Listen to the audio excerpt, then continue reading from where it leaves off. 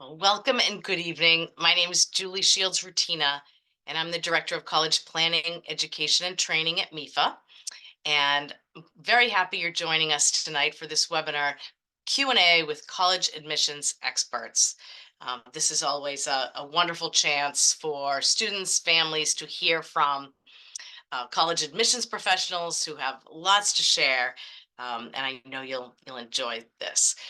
So let me just go through a few logistics and let you know that I'm recording this. So if you have to leave, I'll be sending the slides, which are just a couple, and the recording to you tomorrow. If you would like to have closed captioning, you can hit the live transcript button on your screen. And as we're going along, if you have a question, put it in the question and answer. And if we don't get to it throughout the presentation, then we'll try to get to it at the end. Briefly, if you don't know MEFA well, MEFA has been around since 1982, helping families plan, save, and pay for college. And I hope that you will, I know you'll enjoy this webinar, and I hope you will come back often to take advantage of all of the resources that MEFA has throughout the college process. You know, when you're starting with admissions, we have information about financial aid and paying the college bill. And all of the resources are on our website, but we also have a podcast. We have an email curriculum. We have blogs. So pick and choose whatever is most helpful to you. And with that, I'm excited to turn it over to our expert panel. So let me just stop sharing my screen here.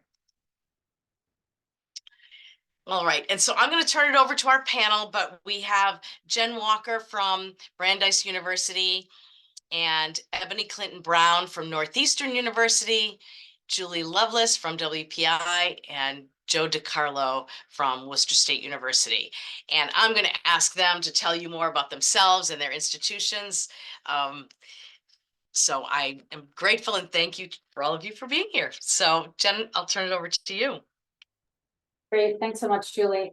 Hi, everyone. So again, I'm Jen Walker. I'm the Dean of Admissions and Financial Aid at Brandeis University. I have been at the institution about 17 years, so seen lots of things change and lots of things stay the same. Brandeis University is a Tier 1 medium-sized residential research university in Waltham, Massachusetts. We have about 3,600 undergrads. We are the only non-sectarian Jewish-founded institution in the U.S. So a lot of our founding values that are very much rooted in the Jewish identity stay with us today. Those values include a reverence for learning, critical thinking, and a commitment to repairing the world. So on campus, you'll see the reverence for learning and critical thinking very much evidenced in a super flexible curriculum. Allows for our students to easily pursue more than one major or minor. And in fact, about 50% of our students do that. We have extraordinary opportunities on campus to pursue research or leadership positions. So either in a lab with a faculty member or maybe for leadership positions, heading out a board with one of our student clubs. Students generally will complete 2 to 3 internships before they graduate, and about 40% of our student body will choose to study abroad. So they stay pretty busy. But if that is not enough, we also have 19 Division III varsity sports, in addition to both club and intramural sports, and about 200 student clubs, more generally speaking, on campus that are open to everyone. Some of our most popular events and traditions are things like the 24-hour musical, Festival of the Creative Arts. We have a multicultural sort of dance performance called Culture X and Spring Fest. So at the end of the day, I think our students generally like to do a lot of dancing and eating when they are kicking back and relaxing. Brandeis University has 3 rounds of admission, regular decision and an early decision 1 and early decision 2. And we're going to talk a bit more about what that means in this webinar.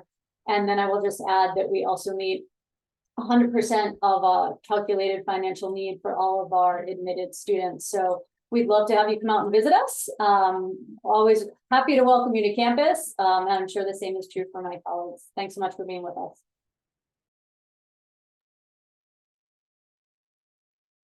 Awesome, I think I'm up. Good evening, everyone. My name is Ebony Clinton Brown. I'm the Dean of Undergraduate Admissions at Northeastern University. Northeastern University, founded in 1898. Currently, we have 3 undergraduate campuses. We have our Boston campus, which is probably what you're most familiar with, but also now have a campus in Oakland, California, as well as London, England. So 3 undergraduate campuses. Northeastern is really known for our commitment to experiential education, meaning all of our students across the disciplines have the opportunity to get hands-on experience in whatever their academic area. So it really is a power, like an experience-driven education. Co-op is probably, again, what we're most well known for. Work with about 3,000 different co-op employers, creating opportunities for our students to work directly in industry.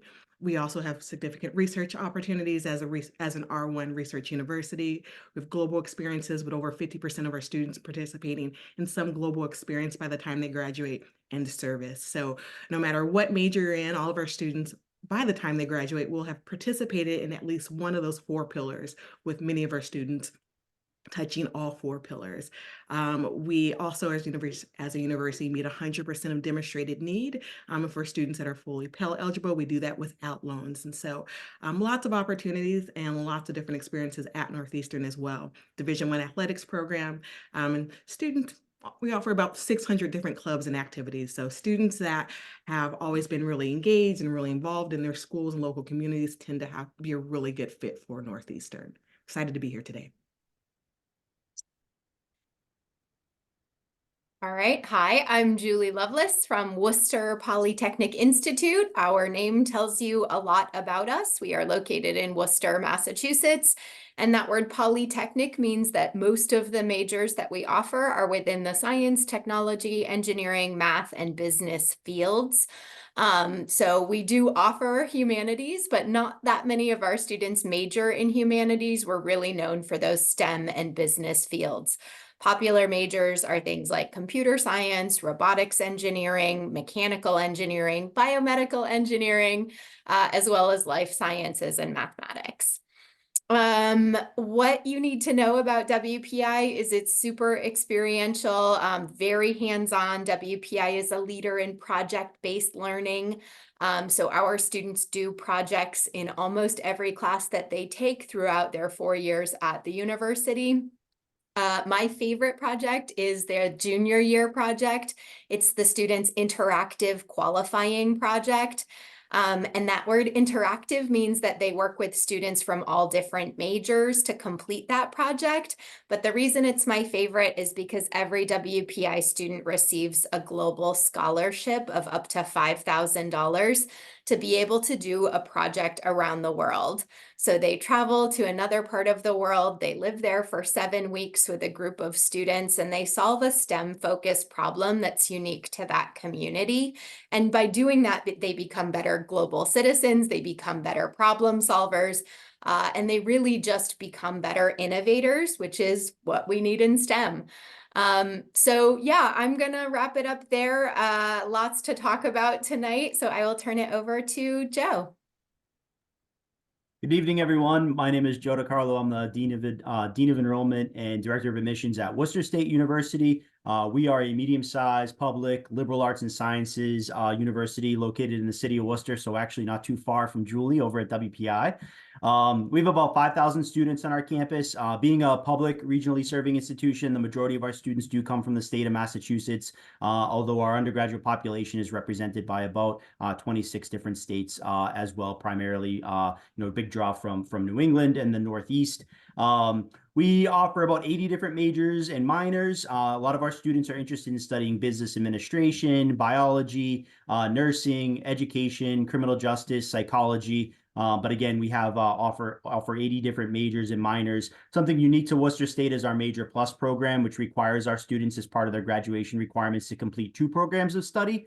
So our students will either pursue 2 majors or a major and minor. Those programs can be complementary to each other, or they can be completely separate, which would allow our students to sort of pursue 2 areas of passion, 2 areas of study that they have an interest in.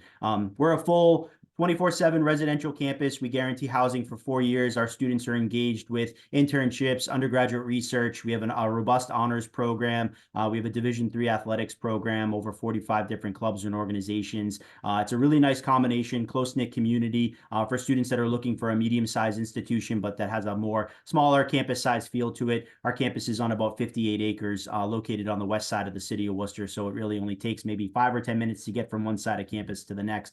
But almost every building on our campus has either new construction or has been recently renovated as well. So we definitely encourage families and students to come and take a look, walk around our campus, and see if Worcester State's a good fit for you. Looking forward to answering questions tonight and sharing some information on the college admissions process. And I will pass it back to Julie now. Thank you so much. So we receive a lot of questions about the front end of the process. You know, we encourage students to do a lot of research into different colleges, institutions, learning as much as they can, as people are tonight.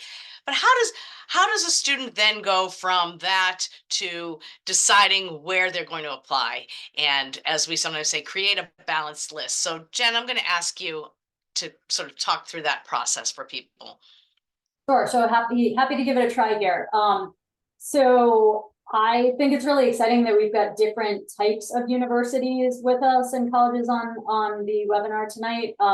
We're going to kind of talk a little bit about the different groups that are out there. So I kind of started, as I thought about this, at the most broadest and then got into what we mean when we say a balanced list, which you may hear a lot of.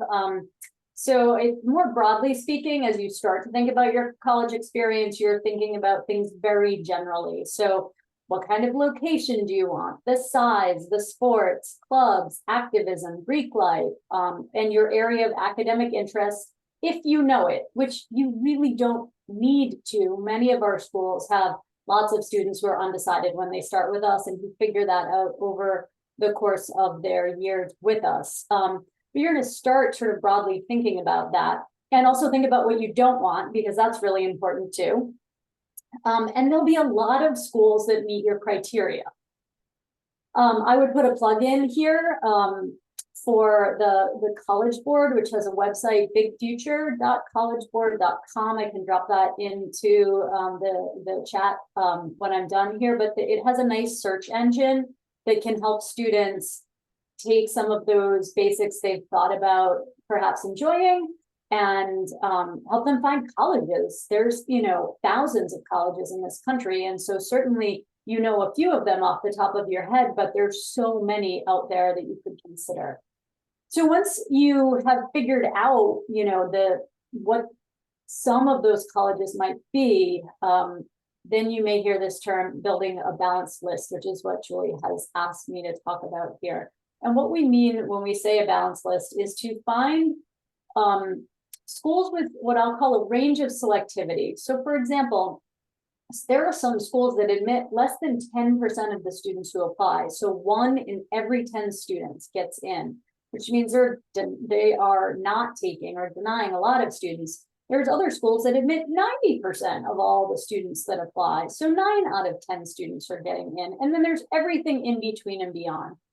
And when you make a list of colleges, you don't want every school to be in that 10% arena. And I'm, of course, being extreme here. But when you're thinking about a balanced list, you want schools that are taking sort of a varying level. Maybe there's one school that might be what folks sometimes refer to as a reach school, or might be sort of aspirational. But you want to make sure you also have schools in the mix that you feel fairly confident they might match your abilities. And you can drill into the specifics of what that criteria might look like on schools' websites. Most schools are very candid about what a school, an academic profile might look like for the students that they admit. So something like GPA averages, or whether they require testing, and even if they don't require it, what maybe a middle range of testing looks like for admitted students. So that information is relatively easy to find.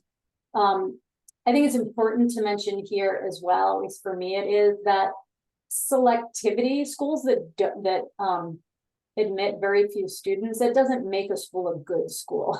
The entirety of the college experience is very much what you make of it when you're there and when you're doing it, no matter where it is you choose to go. And, you know, another nice start to college for a lot of students is considering starting at a community college, which gets us sort of beyond making that balanced list.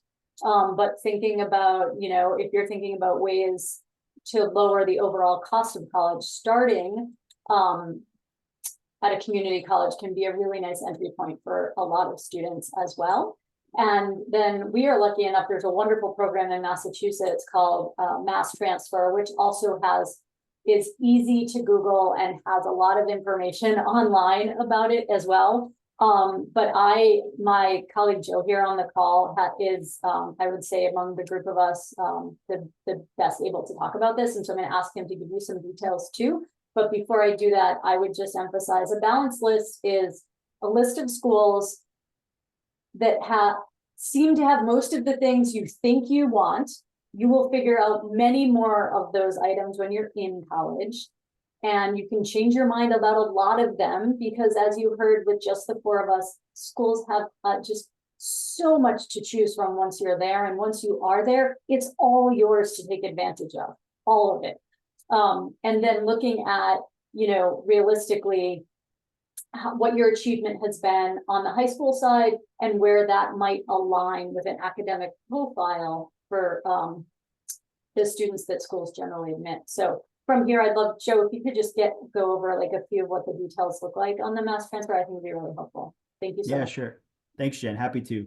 So for those that might not be familiar with mass transfer, this is a program that's a collaboration between the 15 Massachusetts state community colleges and then the 9 state universities and 4 of the UMass campuses.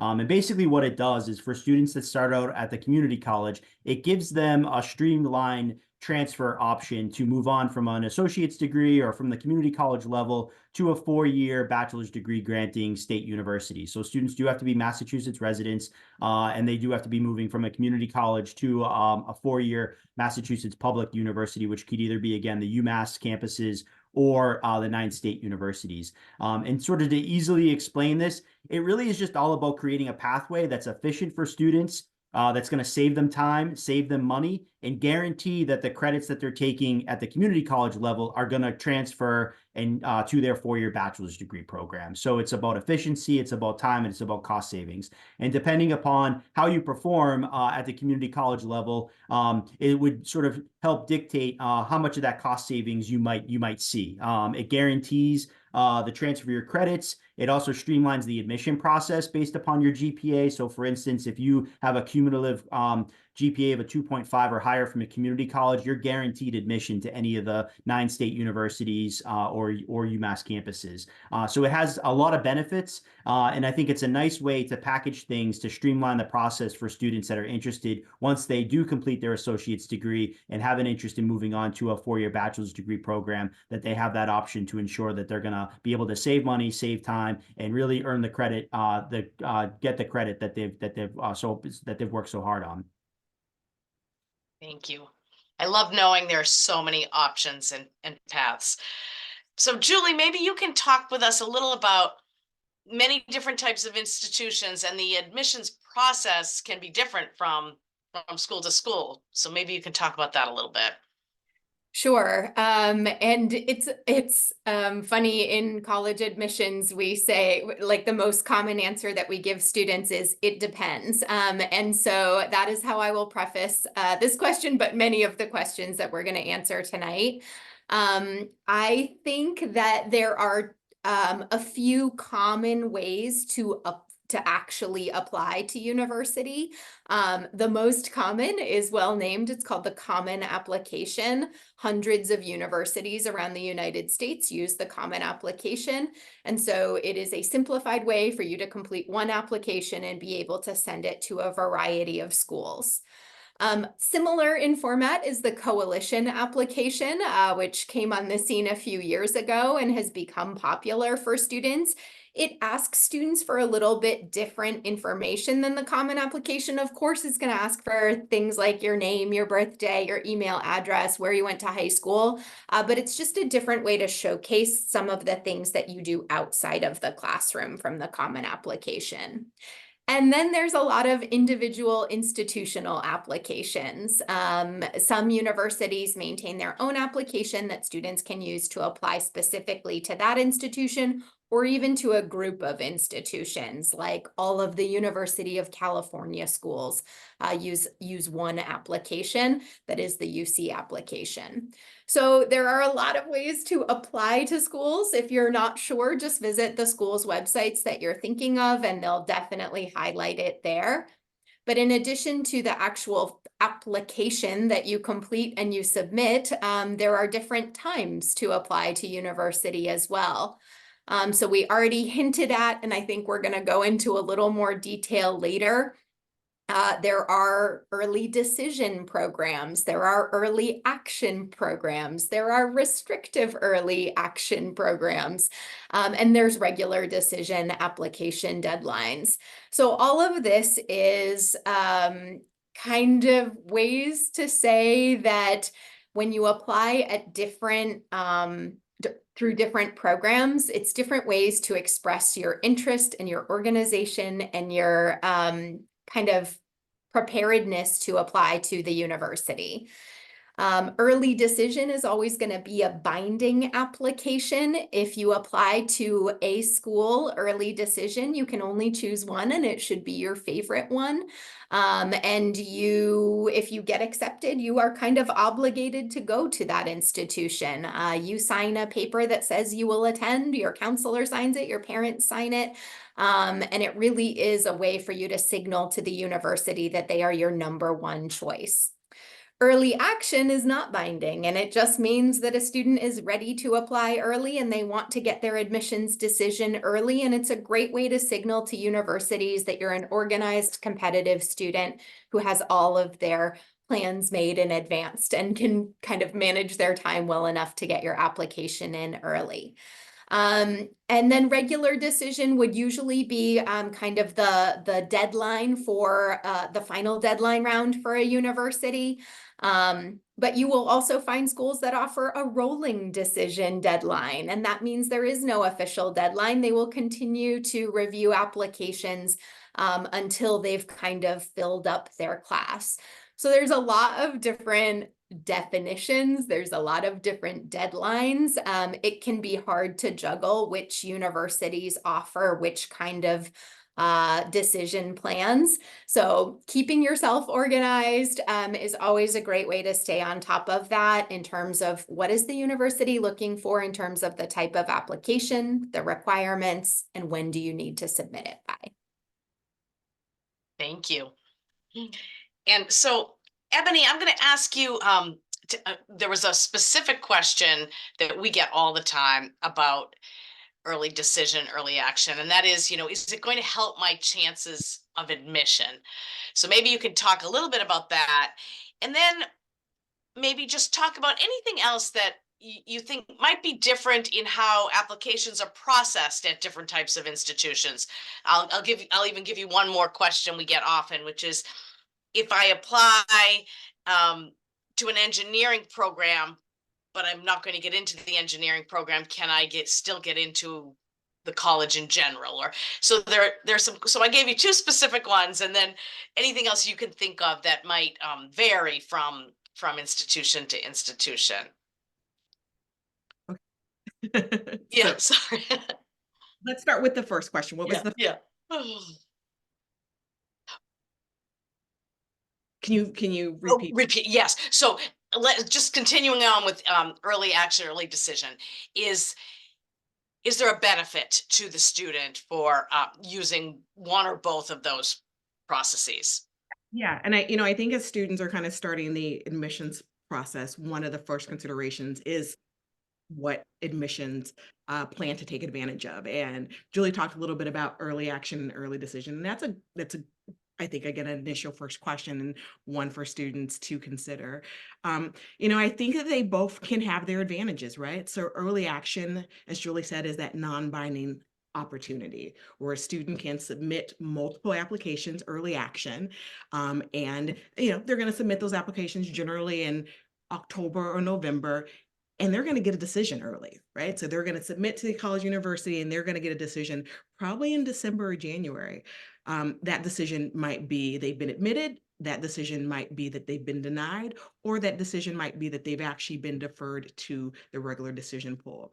I think one of the advantages about early action is it just kind of speeds up the process. We know that how long and how tiring this entire process can be, right? So it's possible for a student to have submitted a series of early action applications and have a decision or a number of decisions by December and January. In many instances, they can wrap up their college search at that point, right? I think another advantage of early action is it gives you that information much earlier, but it's non-binding. You still have till May 1st to kind of make that decision. And so that's just more information, more time that you have to weigh a really important decision. There is early decision, right, which is the binding option. And that's where, as Julie said, you sign that contract saying, if admitted, I will come. As Julie said earlier, this is a really fantastic way to demonstrate your interest. You are telling that college, you pick me and I will pick you, right? And so there's lots of talks, and many people believe that there is an advantage in terms of admit rate for students that apply early decision. I will say, though, one of the things about early decision is not only should that be a student's absolute first choice, but it should be a fit in all ways. It should be a financial fit. It should be, again, their top university. And one of the things that happens with early decisions is because you have that decision, and if admitted, you are therefore kind of losing the opportunity to maybe compare financial aid offers, right? Or maybe, a school that was maybe a close number two and you applied early action, you get in, and maybe that school then becomes your number one choice. That option is lost at that point. That early decision is your home. And so those are some things I think to consider. I think additionally, as students are kind of deciding, should I apply early? Keep in mind though, too, that you don't have to, right? I think the early options are a really good opportunity and an option for students that are ready. Their essays are ready, their transcripts are ready, have been consistent. Because one of the things that happens when you apply early is we are seeing you again early on in the process. And in many instances, we won't even see the grades that you've gotten your senior year. So maybe if you are a student that thinks that you would maybe present better with a little bit more time, you would like college or the university to see those first semester grades, then perhaps regular decision is a good option for you. So just those, I think those are some considerations. I think, again, one of the great things with the early rounds is if you get positive decisions, you have the opportunity to be finished that much early. If you're ready to make that decision. But again, it also means that you need to be ready to make that commitment. That's great. And I'll make that second question easier. If you can think about from institution to institution, do different colleges do it differently as far as if a student applies into a very specific program and isn't admitted to that program, can they still be admitted to the college? And yeah, I guess I'll leave it at that. Just that. That makes sense.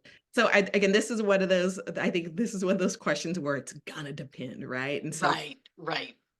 is going to be a lot of research and a lot of discovery, right? Because what is true at Northeastern is not necessarily true at Brandeis, is not necessarily true at Worcester State. And so it really depends, right? So I am an institution that admits students directly into a specific major and specific college. And if you indicate that choice, that choice could be undeclared. If you're not admitted into that specific major, there is no other opportunity to try, a second choice major, but that is not necessarily the case at all institutions. Yeah, that's great. And I don't know if someone would like to pop in who does it a little bit differently and just mention. I mean, the only thing that I like to add in the context of this topic is that students should absolutely apply into the attended program that they want to be admitted into. There's really no way. Sometimes students think, well, you know, for instance, at Worcester State, nursing is our most selective major, right? It's a direct entry only program. The only way that you can get into our nursing program is through the admissions process. You can't change your major into nursing at a later time. You can't transfer into nursing. So sometimes students think, well, maybe if I don't get into the nursing program, I'll go in under a different major and try and change into nursing at another time because maybe that might increase my chances of getting admitted. And for specifically for direct entry type programs, that's not really an option, right? There's really no way to kind of backdoor your way into a program, especially if you're applying into selective majors like architecture, pharmacy, engineering, you know, nursing programs, things in those types of categories. So you should absolutely just focus in on the types of program that you want to get into. And in a lot of instances, again, to what Ebony said, it's going to depend on how the university works. But it's a good question to ask, especially, you know, because they could be direct entry programs. They could also be, you could be applying to schools that don't require you or don't want you to declare a major coming in. They want you to take advantage of, you know, the opportunity to take a broad range of courses and kind of go through that academic exploration. So it definitely does vary. But I think sometimes students get so focused in on how can I increase my chances of getting in that they sometimes you sort of cloud the process when those types of opportunities to kind of come in through a back door don't exist. And so there's a little bit of risk there. And Thank Julie, I would jump in and say, because for Brandeis, and I believe this is also true for WPI, when you apply to the institution and get admitted, you're admitted and you can major in whatever you like. All of our majors are sort of housed in the same school, if you will. We're smaller places than say like a Northeastern, which is a much larger university than we are. But you know, I'm struck by you can get every admission expert in every, you know, corner of the US on a panel, and none of us can tell you all the nuance to every college out there. So the it depends is important to hear because we're giving you I think really good general guidance, but there always has to be an element of really researching each of the places you're looking, because we, for better or worse, we all do things a little bit different. And you know, that's why we employ admission counselors. So we are all just one representative from our institutions. We all work with really terrific teams. Teams of admission counselors are generally assigned to different regions of the state. So, you know, no matter what college you're looking at, you would be looking for the admission counselor at, you know, one of the UC schools that covers Massachusetts. And then that person would know your high school and be really happy to answer your questions. So we are going to be really good high level general here. And as you get further on in your process, there is a person at every college whose job is to answer all your specific questions. So use them. And we all have things to say on this one. I will jump in and also just encourage the question, like when you are asking colleges about acceptance to their programs and their majors, I think a follow-up question is always about specific requirements for those programs, because some universities are very flexible and some programs might say, oh no, you have to have calculus or pre-calculus, or you have to have taken 4 years of a foreign language. So asking those questions about requirements while you're asking about being admitted to certain majors, I think is gonna help you identify the right fit schools for you. Thank you. So Jen, I'm going to throw this one to you as well. How far into your senior year can improved grades be valuable to increasing your chances of admission to college? Yeah, sure. So I was thinking a little bit about that. And I am answering broadly, and the answers may vary from school to school. So if I think about, first, I'll start specifically actually with Brandeis. So at Brandeis, we don't admit any students without seeing some senior grades. Even if you're applying early decision, we're going to see a Q1 grade. But if, to Ebony's point, if you are a student who maybe is I don't know, you're increasing your speed, efficiency, and performance as you go through high school, and everything is looking better and better toward your senior year, as she mentioned, maybe early action or early decision is possibly not your best choice, because maybe giving yourself more time to show more grades would actually be really helpful, and answer more questions for those folks who are looking at your file. For most schools that are deadline driven, which means we are large for regular decision deadline driven, most of us are mailing our decisions by April 1st. And generally speaking, what that means is we're really only going to see semester one at the point we admit you. There are rare occasions where like maybe a quarter three grade gets there in time, or maybe someone chases down a quarter three grade to see it before we make a final decision. But the broad stroke is that generally first semester is what most of us would see if we're a deadline driven school that's admitting for red.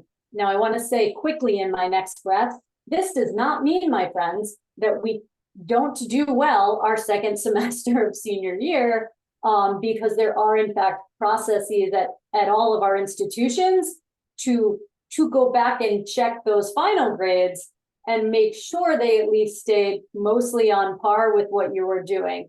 And a worst case scenario can be unfortunate. If all your grades head in the other direction. So you want to at least kind of stay where you have been. But but your basic question, Julie, like how late can it make a difference in a decision? I think a strong focus on first semester for senior year. And I think I saw most of my colleagues agreeing with that. That's great. And now let's talk about a topic that I know there are lots of questions about. Let's talk about standardized tests. So Ebony, maybe you can take us through that and some of the recent changes with that. And, you know, I have a question right here in front of me, actually. How do standardized grades tests play into the admissions process? So. Sure. So yes, testing is certainly a hot topic, and it seems as if it's been amplified since the global pandemic. So there are a lot of different, there's test optional, there's test blind, there's test free, there's all types of like buzzwords and kind of categories. And so I think it's important to, again, this certainly has been amplified since the pandemic, and that was a result of, right, so 2020 pandemic hits.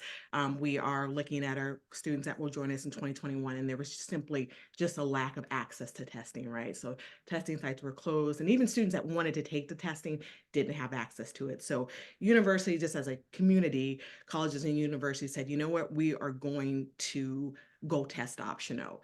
And this was new for many of us, right? And I say it was new for many of us, but there were also, for years, there were fantastic institutions that had already been test optional, right? To institutions that have strongly believed that testing was a barrier for students from under-resourced backgrounds. And so again, for many of us, it was a shift.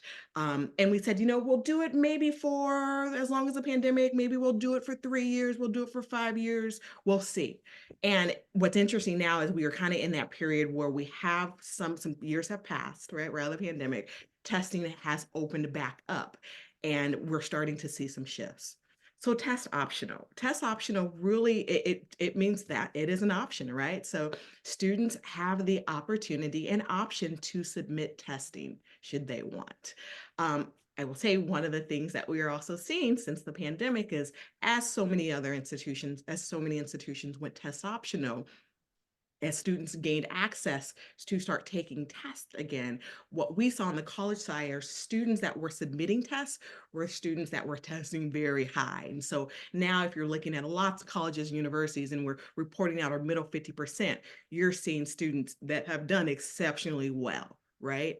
And so I think that is a consideration when you are thinking about taking tests, or rather submitting tests. You almost have to be strategic kind of when you're thinking and we're looking at schools that are test optional. A lot of it's going to depend on how well you have done. As I said, I think it's a really good idea, at least starting point, to kind of look at the different institutions that you're applying to. And this is if you're considering submitting their tests and seeing where you fall. If you are, in that middle 50%, or maybe if you're higher, then those are generally are great opportunities to maybe increase your chance for admission versus maybe if you're on that lower 25%, then that's an instance where if a school's test optional, it probably makes sense for you not to submit testing.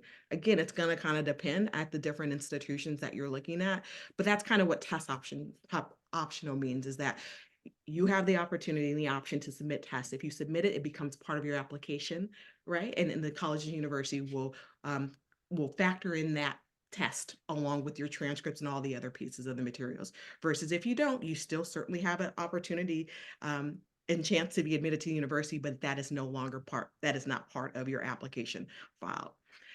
Test blind are institutions where they're not concerned about testing. So it is, don't submit them, they don't want them, they don't consider them. And that is, there are institutions like that as well. And so being a test blind, there's, now the University of California has gone test free. And there are lots of other, great institutions. This is, I think, again, really interesting because we're kind of at a point in time where there's movement happening, right? Just earlier this month, I think Brown said, you know what, now that we have some years behind us, we have some data, and there's a lot of research happening across institutions, we're going to require testing again. So you're seeing a shift from some of the most highly selective institutions across the country starting to once again require testing. I think it's a good idea to take tests. Again, whether or not you submit them, totally up to you. But I think, take SAT or SAT to just see how you do, right?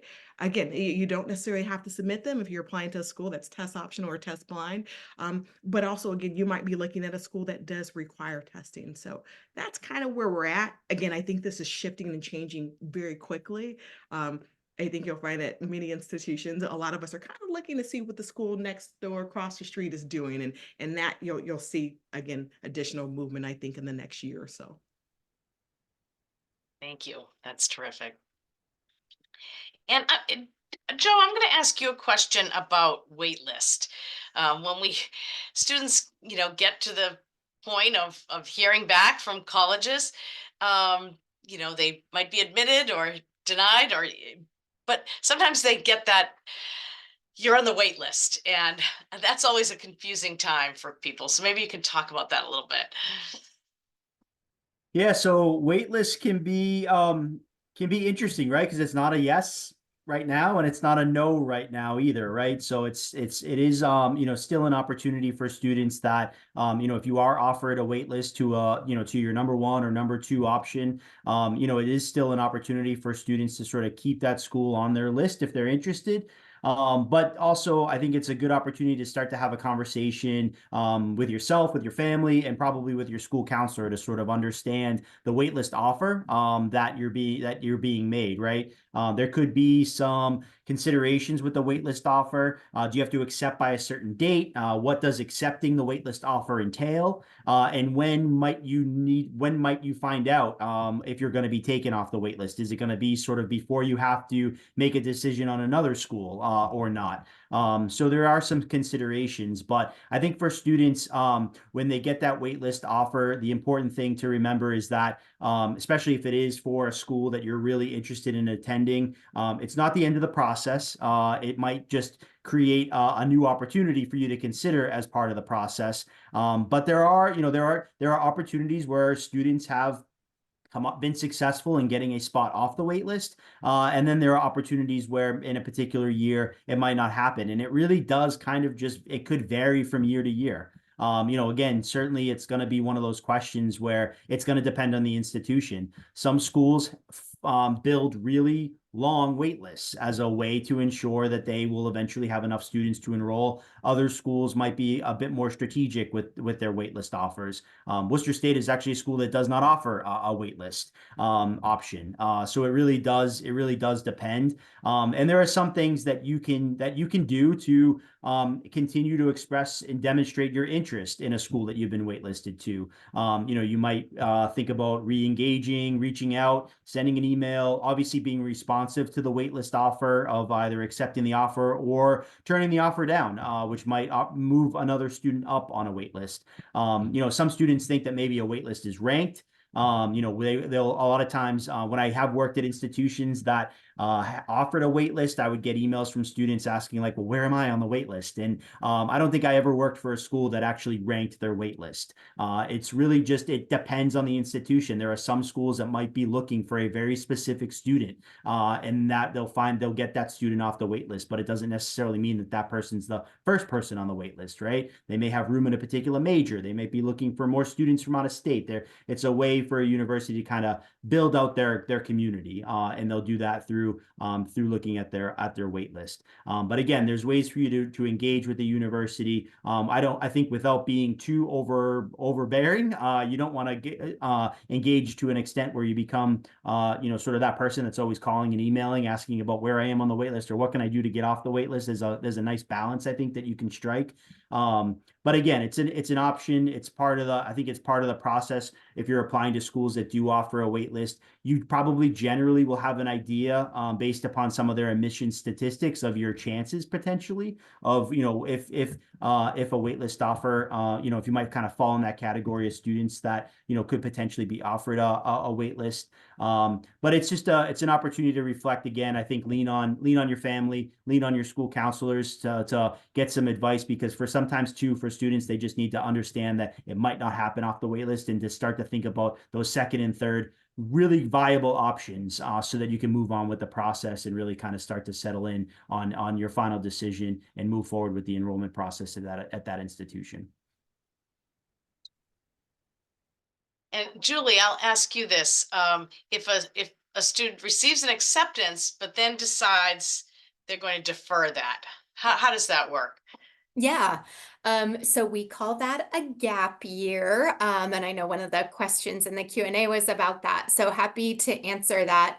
I think the vast majority of schools are very comfortable with students taking a gap year. I think it's worth asking before you make that final decision. But I personally have not heard of a school not allowing a student to do a gap year. I think that when you are doing your gap year, we want to know what you're doing. We want you to have a plan for that gap year. I think there's a lot of different ways to engage in meaningful work during that gap year, whether that is actually working at a job or an internship, whether it's traveling, whether it's engaging with community-based organizations and doing some volunteer service. There's a lot of great ways to spend a gap year. But a lot of universities have kind of stipulations and requirements on those gap years. So I think that's why you need to have the conversation before you officially commit to it. I know at WPI, you can take a gap year, but we would not allow you to register as a full-time student at another institution during your gap year. We want you really to use that on self-development and kind of things that are important to you rather than just taking classes at a different institution that is not WPI. And then there are always situations where students might need to take 2 gap years. We've had students with military obligations and things like that. And that's where it gets to be a long time away from school. So anytime you're wanting to do something that's a little bit different, we would love to hear from you because we want to know exactly what you're doing. At a school like WPI, we would say, okay, before you take that second gap year, let's talk about how you're going to keep your math and science coursework kind of current and kind of top of mind. What resources might you be able to find online to keep those topics fresh? So gap years are great, but always a conversation with the university that you're thinking of enrolling at. And my strong advice, especially if there are students in the audience who are headed into their senior year and are thinking, oh yeah, I'm definitely going to take a gap year. Apply to college in your senior year, get your acceptance offers, and then make that decision with that one top university to do that gap year. I think sometimes we see students who say, I know I'm doing a gap year, I'll just apply to college next year on my gap year. But when you're out of high school, it becomes a lot harder to get those recommendation letters, to talk to your school counselor about getting that transcript submitted. And you just honestly lose that like school frame of mind a little bit to keep those applications really, really top priority. So that's my advice. I think you can do it in your senior year. I know a lot of your friends and your friends will be completing their application, so get right in it. Thank you. I see a few good questions before we we're getting near the end, but I see a few good questions. So let me just see if I can throw out a few and if you can tackle those. So I'll just ask this question. How do you consider an application from a student whose high school uses standards-based grading? Would anyone like to take that one?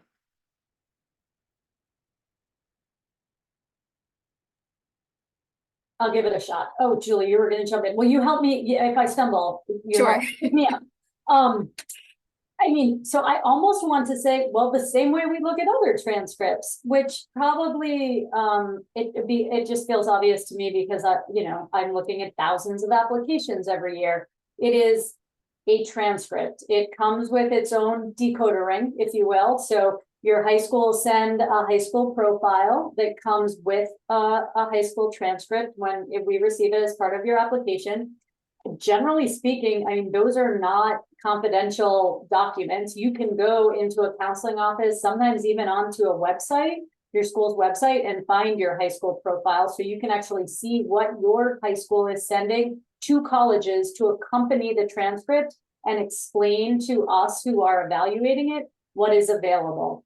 And so if my answer is the same way we look at other transcripts, what that usually means, very broad strokes, is what classes are you taking and how are you doing in them? So schools offer wide varieties of curriculum, from a standardized curriculum where students literally all take the same classes for 4 years, no difference, no leveling, to international baccalaureate, honors and AP,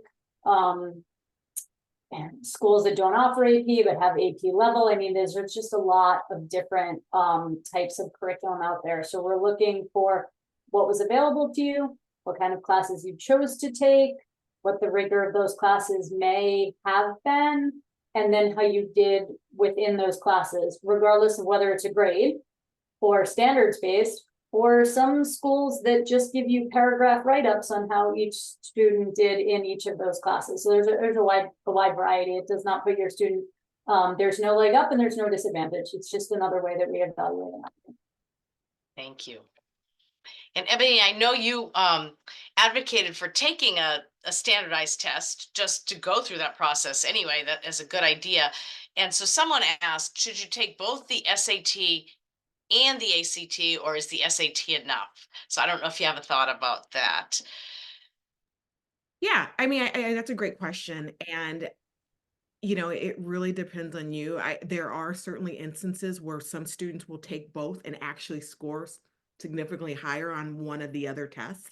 And so maybe, people always, the question was, should I take is the SAT enough? It's SAT or ACT.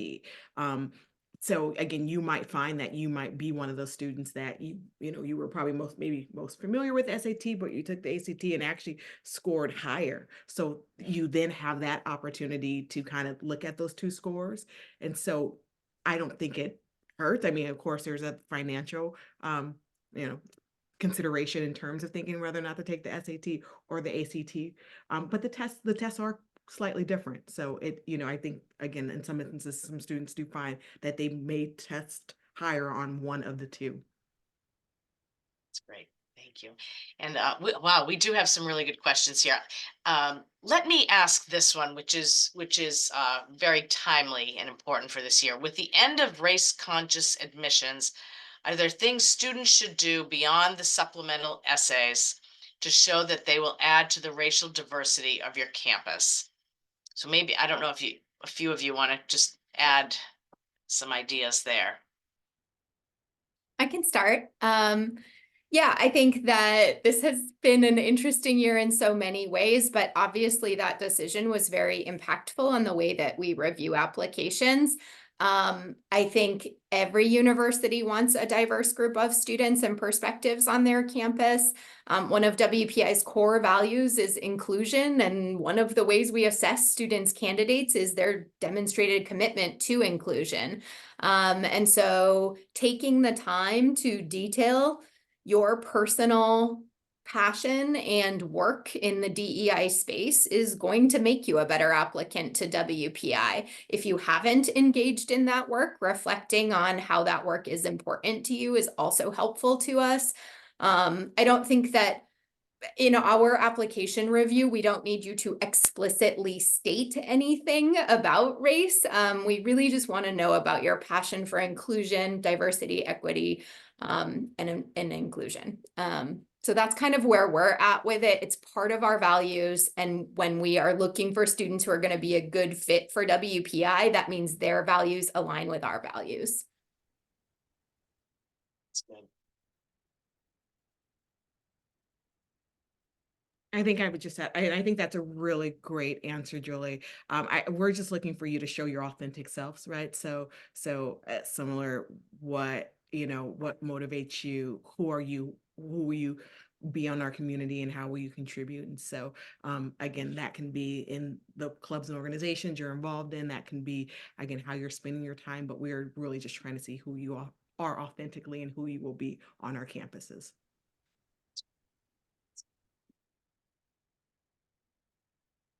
All right. And then I have a couple of questions that are similar that relate to, is it a good idea to reach out to the admissions office to have a personal conversation regarding a particular major? Or another question, is it good to get to know the admissions representatives in your area for each school? And if you don't meet them at your high school, how do you get to know them? So maybe you could say a few things about getting to know the admissions folks at the schools that you're hoping to apply to. So if you have a question, reach out. If you're just reaching out to reach out, respectfully, we hear from a lot of people. So absolutely reach out if you have genuine questions and you're looking for your resource to answer your questions. Yes. If you are thinking you're going to reach out to that person and that one person is going to remember you among the many thousands of students that they talk to over the course of the year, and that's the thing that's going to get you into college, probably it's not. So absolutely reach out and use them as a resource, but it's not a thing that that sort of puts some finger on the scale in the admissions game. That would probably be my answer. I mean, happy to hear from my colleagues as well. I mean, I would just, I think it was sort of the second part to that question was also related to, contacting the admissions office as it relates to academic programs. And I would just say that we tend in the admissions office to be generalists. We tend to be informed about the university broadly. We know a little bit about academic programs, but if you really want to get into the nitty-gritty of what types of courses you're going to have to take, what types of research opportunities you might be able to take advantage of, internships, and what types of jobs, or that's really where we would probably put you in contact with some faculty members that are really experts in that field of study to help you understand, what is a major in English or what is a major, in political science or engineering going to entail. What are the classes going to be like? What types of classes am I going to have to take? What can I do with my degree? That's where we're going to lean on really the area experts on our campuses to really provide you with that level of detail. And then there's additional opportunities. Like I would encourage students to take it, come for a campus tour. That's a great way to introduce yourself to the campus, but then come back for an open house where there'll be faculty that will be available to answer questions, perhaps even go into a little much deeper dive on the curriculum. You might have the opportunity to talk to students that are currently studying in those academic programs to kind of hear what their experience is like.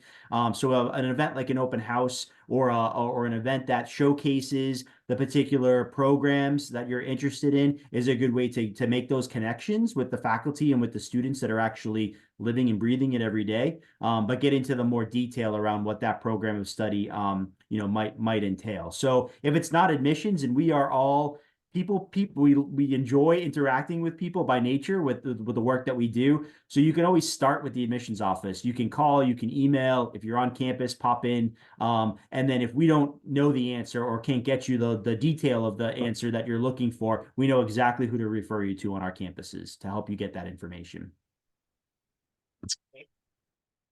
Well, in respect for your time, I'm going to ask these two more questions, and then I'll have you just give a little closing tip.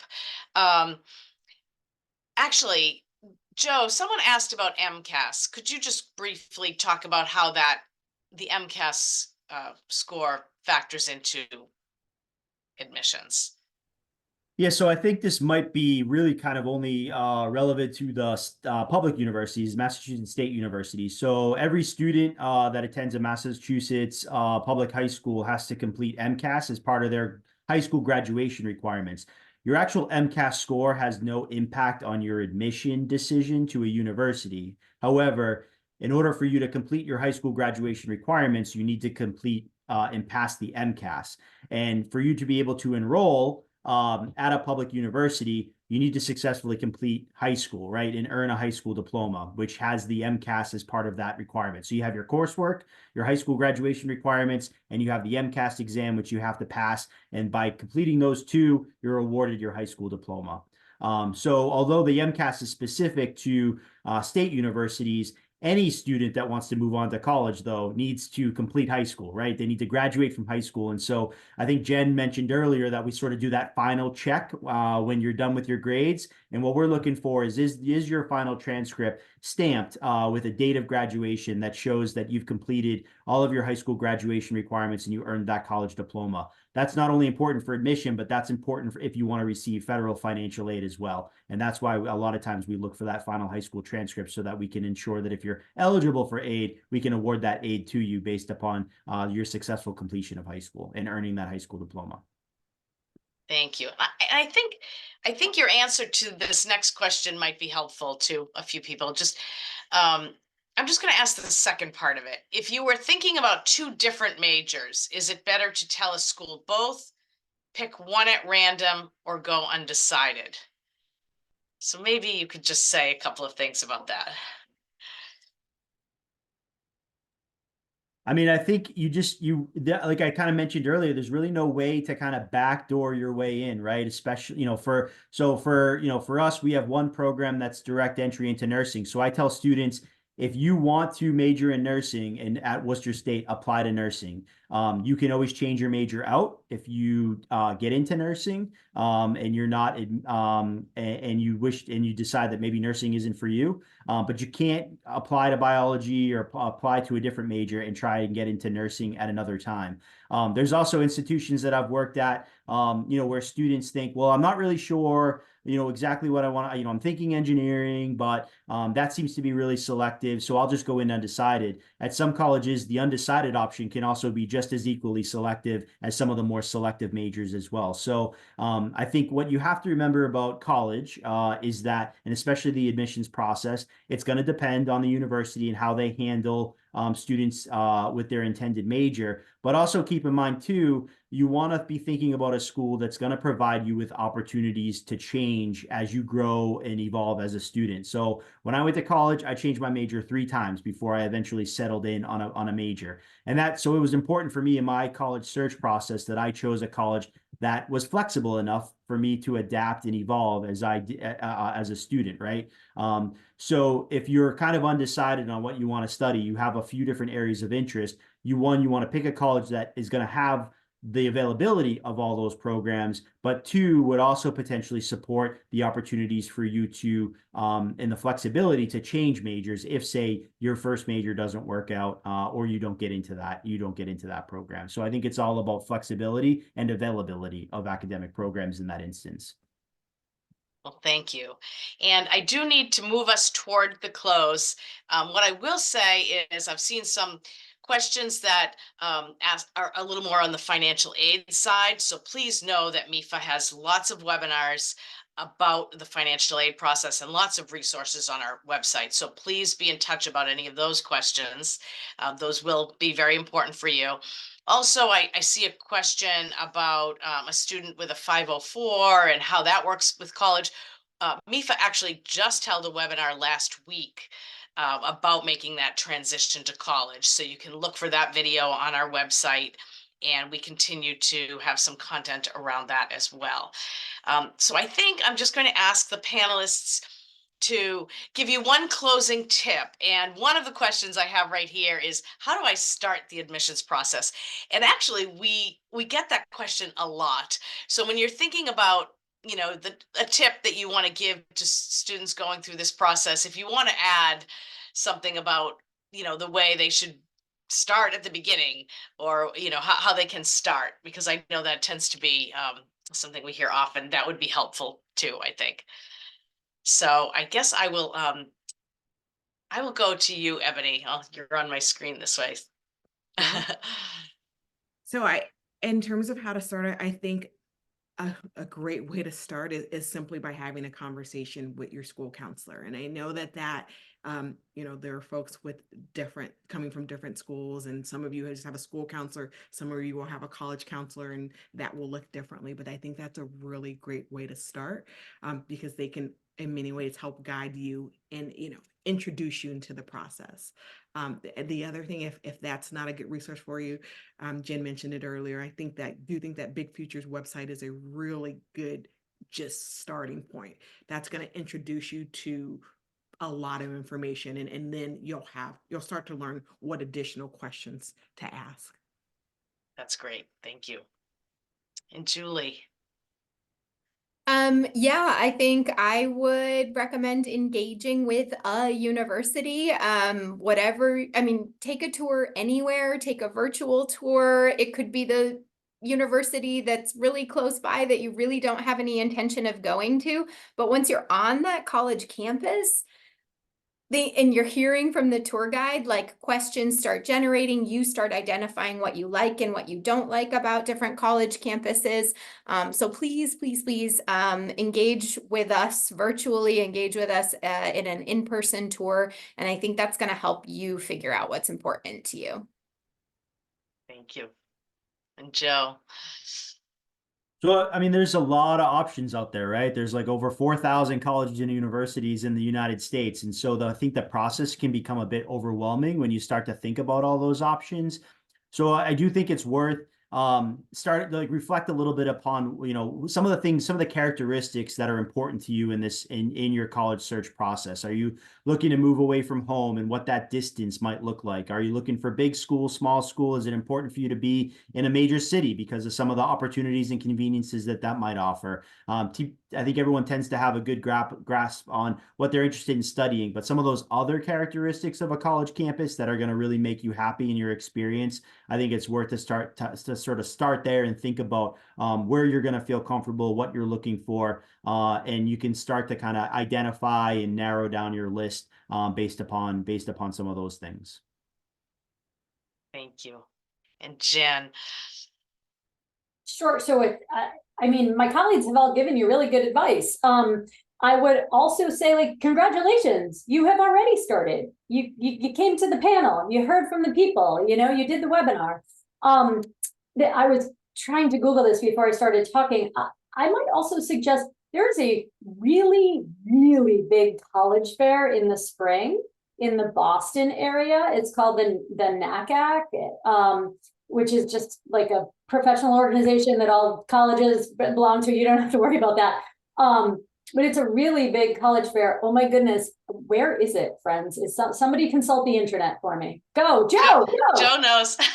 Julie knows as well. So it's the Boston National College Fair. It's at the Boston Convention and Exhibition Center, May 2nd and May 3rd. There's 3 sessions. May 2nd has a morning session and an evening session, and then Friday, May 3rd has a morning session. In addition to over 350 colleges and universities that will be attending, there'll also be a series of workshops available for students on writing your college essay, building your college list, as well as MEFA and some other financial aid presentations. There will also be a college advising center where there'll be volunteers available to help you on answering a lot of these very questions that we covered tonight as well. So it is a great opportunity. Thanks, Jen, for the plug. Yeah, thanks, team. And everyone on the webinar, it's a great, you don't have to know anything. And as a matter of fact, if you don't want to talk to anyone, you don't have to. They're there and they're happy to, but you can also just grab pamphlets and go home and regroup. And lots of other resources that Joe just added. So I think that in addition to what everyone has shared is another place for those of you who are in the Boston vicinity that you could think about pursuing that. And I put a website there. I'm not 100% sure, nacacfairs.org, but I think if you go to that website, you can get all the details too. If you Google it, you'll be able to find it better. Thank you all so much. What great information. And thank you all to all the participants. Those were terrific questions. And good luck in your search and your process. And thank you. Have a good evening.